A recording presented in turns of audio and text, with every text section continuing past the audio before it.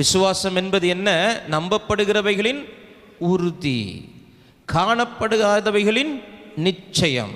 ஆமென்.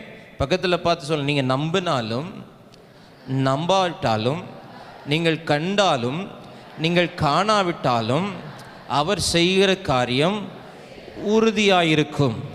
அவர் செய்கிற காரியம் அது நிச்சயம். ஹல்லேலூயா. விடுதலை நிச்சயம். ஹல்லேலூயா.